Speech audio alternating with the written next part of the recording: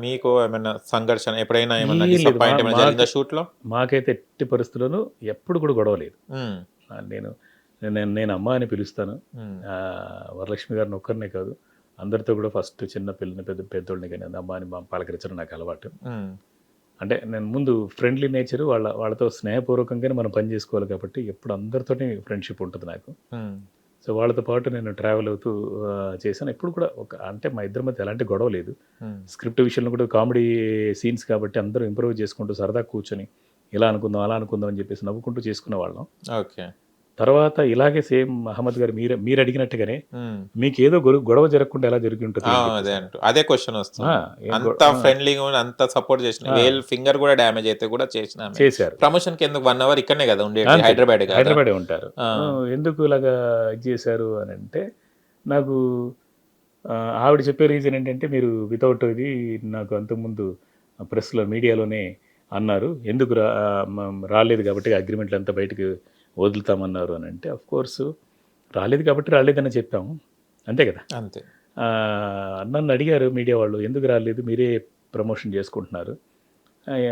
Lead role కదా వరలక్ష్మి గారు. వరలక్ష్మి గారు ఎందుకు రావట్లేదు?" అన్నప్పుడు చెప్పాను నేను.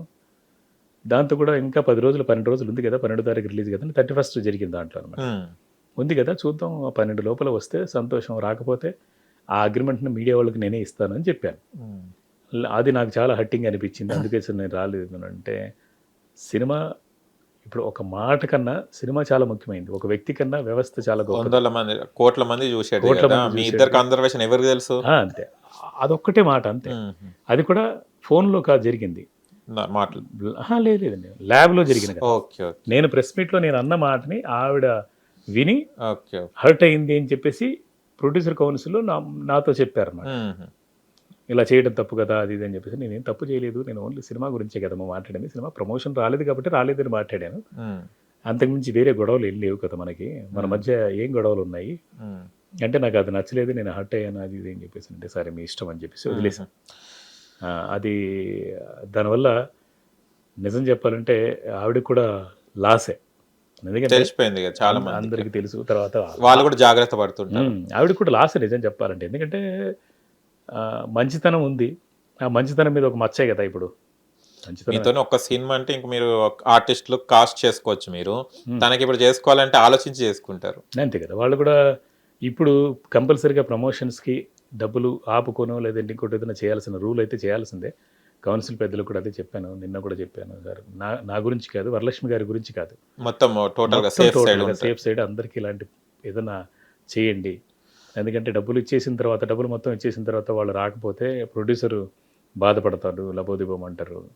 దానికి ఒక రూల్ క్రియేట్ చేయండి అని చెప్పేసి అంటే వాళ్ళు కూడా ఆలోచిస్తున్నారు. అంటే నా ఇష్యూ నేను అందరికి చేసినటువంటి యూజ్ ఇది అవుతుంది. అందరికి యూజ్ అవుతుంది.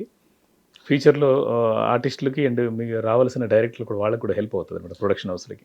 కాదు సార్ ఇది ఆల్రెడీ చాలా మంది ఫేస్ చేస్తున్నారు. బట్ ఆ! బయట పడతలేరు. బయటపడతలేదు. ఎందుకు బయట మీడియాలో వస్తే ఇట్లనే పరువు పోతది. సంథింగ్ ఏదో అయితది. కానీ అవును. మీరు అవును. అది ఎమోషనల్ గానియండి, ఆ టైంలో అవును. మీకు అన్‌ఎక్స్‌పెక్టెడ్ మీ హార్డ్ వర్క్‌తోని బయటికొచ్చిన అవును. ఎమోషనల్ గాని అవునండి. అవును. అది అందరికి ప్లస్ అయ్యేది. అవునండి. ఇవాళ సంజీవ్ గారు ఒక మంచి పని చేశారు. అవునండి. మీ అవునండి. మూవీకి గాదు. అవును. అందరికి, టోటల్ అందరికి. ఇండస్ట్రీకే నన్ను కూడా ఒక పెద్దాయన సత్యమూర్తి గారని ఆయన హెచ్ఎం టీవీలో తర్వాత సూర్య పత్రికలో మెయిన్ ఎడిటర్ అప్పట్లో. ఆయన కూడా చెప్పారు. మీరు మీరు కెరీర్‌ని పణంగా పెట్టి మీరు చెప్పారు కదా! ఆ విషయం. అది డెఫినిట్‌గా అందరికీ యూజ్ అవుతది. వరలక్ష్మి గారి మీద కోపమో, ఇంకోటో లేదు. కానీ ఆ సిట్యుయేషన్ ఏదైతే ఉందో ఇలా జరగకూడదని చెప్పారు కదా! జరగకూడదనేది అందరికీ రీచ్ అవుతది. మీరు చెప్పినట్టుగానే చెప్పారనమాట. కాదు సార్ ఆ! నాకొక డౌటు. రెమ్యునరేషన్ తీసుకుంటున్నారు గదా! అవును. అగైన్ ట్రావెలింగ్ అలవెన్స్ ఇవన్నీ ఏంటి సార్ ఇది? ఎందుకు ఈ సెపరేట్‌గా? అదే. ఎందుకిస్తున్నారు? ఎందుకు అలవాటు జేస్తున్నారు? అదే. ఎందుకు ఈ క్రౌడ్ ఎందుకు? అంటే వాళ్ళకు మేకప్ సరే మేకప్, హెయిర్ డ్రెస్సర్ అదంటే సరే అమ్మాయిలు గాబట్టి అవును. షూట్‌కి మెయిన్ గదా! అవును. మిగతా ఎక్స్‌ట్రా ఎక్స్‌పెండిచర్స్ అవి ఎందుకు? అది మాత్రం అది కూడా ఖండించాలనేది అనుకుంటున్నాం. ఎందుకనంటే మామూలుగా ఒక మేకప్ మ్యాన్‌కి యూనియన్ రేట్ ప్రకారం ఒక 3500, అవును. 2500, 3500 ఇవ్వాలి అంతే. యెస్. తర్వాత ఒక హెయిర్ డ్రెస్సర్‌కి ఒక 2000, 3000 ఇస్తారనుకోండి. తర్వాత పర్సనల్ కాస్ట్యూమ్ డిజైనర్ ఎవరైనా ఉంటే వాళ్ళకి ఒక 3000, 4000 ఉంటది. మొత్తంగా కలిపినా కూడా 10,000 ఉండదు. లేదా 15,000 లోపే ఉంటది. అవును. అలాంటిది స్టా కొంతమందికి యెస్. అంటే మెయిన్ లీడ్స్ చేసినోళ్ళందరికీ స్టాఫ్ అని చెప్పేసి 30,000, 40,000, 50,000 ఓహ్! తీసుకుంటారు. హ్మ్. అది చాలా మందిని నేను నేను చూసాను కదా! అది కూడా బర్త్డేనే కదా ప్రొడ్యూసర్స్కి అనేది చాలా ఒకటి. బడ్డాను అది కదా. కూడా షూటింగ్ కాదు, షూటింగ్ కాకుండా ప్రమోషన్స్కి వచ్చినా కూడా డబ్బులు ఇవ్వాలి. ఓ ప్రమోషన్స్కి పేమెంట్ కాదు, పేమెంట్ అంటే మనం రాసుకుని ఉంటాం కదా, అవునవును. స్టాఫ్కి కూడా ఆ 25,000 30,000 50,000 మాట్లాడుకుని ఉంటాం కదా, ఆ డబ్బులు కూడా ఇవ్వాలి. ప్రమోషన్కి రావటం వల్ల మేకప్ మనకి, హెయిర్ డ్రెస్సర్కి ఇదంతా కూడా ఇవ్వాలనేది కూడా ఉంది.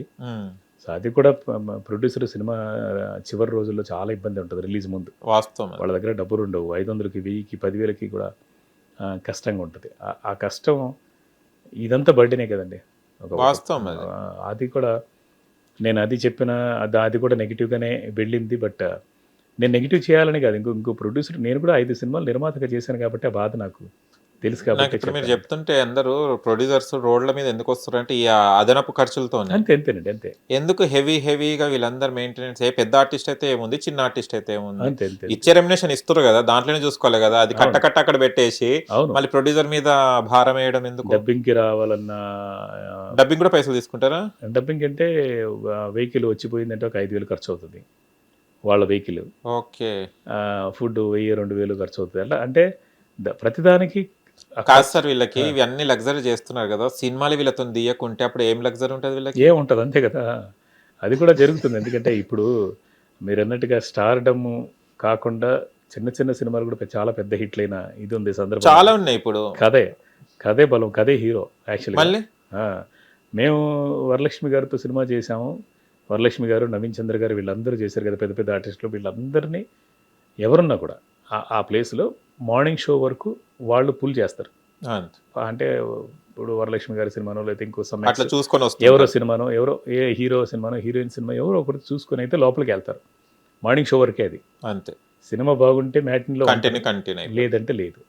అంటే ఏంటి, కథ. మీరు గెలిచినట్టు కాదు, కథ కథ గెలిచినట్టు. గెలిచిన ఆ సినిమా మిగతా వాళ్ళ కష్టం గెలిచినట్టు. అంతే. ఎంత పెద్ద సినిమా కానివ్వండి, ఎంత చిన్న సినిమా కానివ్వండి, ఆర్టిస్టుల కన్నా కథా బలమే ముఖ్యం. ఆర్టిస్టులు ఓకే, ఆర్టిస్టులు ఉండాలి, ఎందుకంటే ఆ క్యారెక్టర్ని క్యారీ చేయాలి కాబట్టి, మోయాలి కాబట్టి, అంతే. చాలా మూవీస్ ఉన్నాయి. ఇప్పుడు బలగం తీసుకున్నా, జాతి రత్నాలు తీసుకున్నా, వీళ్ళు అప్పట్లో ఏం స్టార్స్ వీళ్ళందరూ ఏం లేదు అప్కమింగ్ వాళ్ళే కదా, దాంట్లో అవును, అందరూ ఉన్నది న్యాచురల్ గా. దానికి కథ కనెక్ట్ అయింది, బలగం పెద్ద హిట్ అయిపోయింది.